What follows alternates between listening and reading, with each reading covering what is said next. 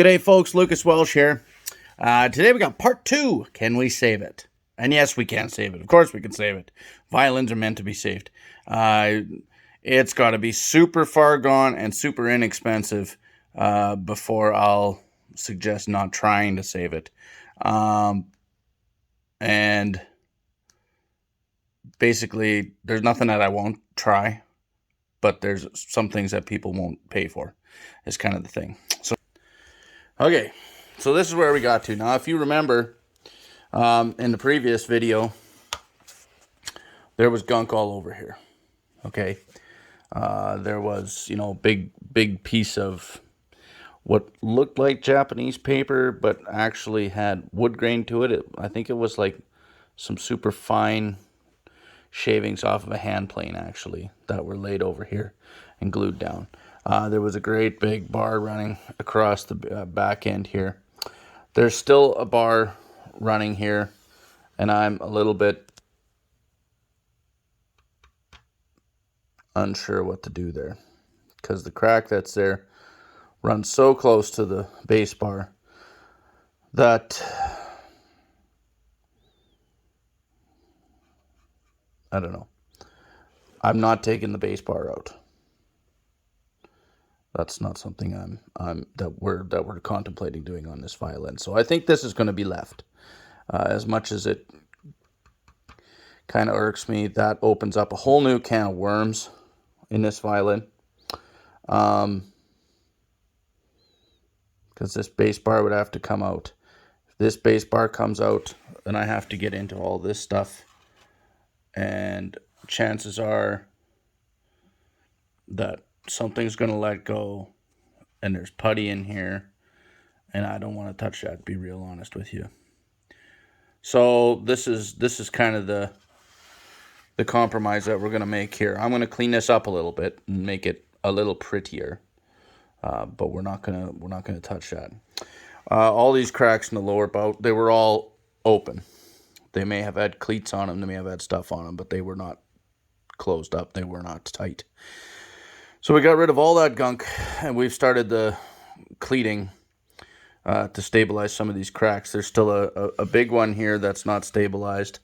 There's a couple of these here so this one I've re-glued, and now I have to make a filler patch or something to put back in there. There was a great big nasty sound post patch that we carved out of there. It wasn't even, like, they didn't carve any wood out to put the patch in set. So I've cut a new patch, and now I have to shape it to fit. I have gouged out, like I've carved out a little bit there. I'm going to clean that up and make it a little more uniform. And then we started cleating and, all throughout. So as far as the neck goes, we've put a piece on. So what there was, this was like way tapered off here at the end.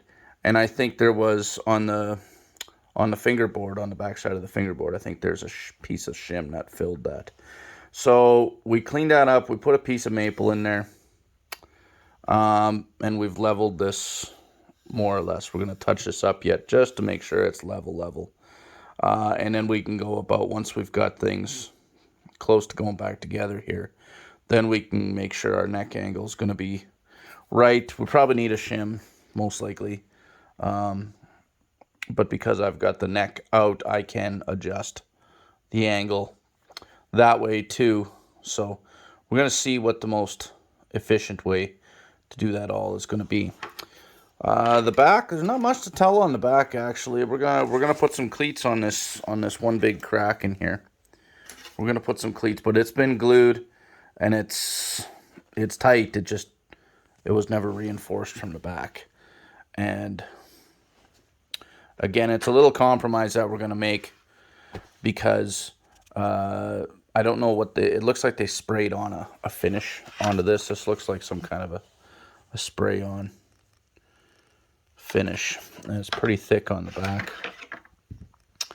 And we're not about to start monkeying with that, and it's just another can of worms when you start opening stuff up. So sometimes it's better just to leave things a little bit. We're probably going to have to plug this end buttonhole here and come up with a new end button. Not a big deal. Everything else is more or less, you know, just meat and potatoes kind of stuff.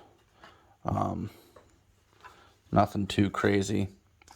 See, these corner blocks were added in after the fact. These are not original. They don't match up. So, but we're not gonna worry about that. That's just kind of authenticity to the tuners. We're gonna leave. They work. They function. So again, you know, it's kind of, that's how he knows this violin. You know, he knows that this violin was, you know, that was his dad's violin. So that's how it looked. You know, it had those geared tuners on. I'm not a big fan of them, but that's okay. They function. They work. All in all, it's coming along nice. We're going to finish up the cleats today, and we're going to get this sound patch ready to go in. And we're going to glue that in as well.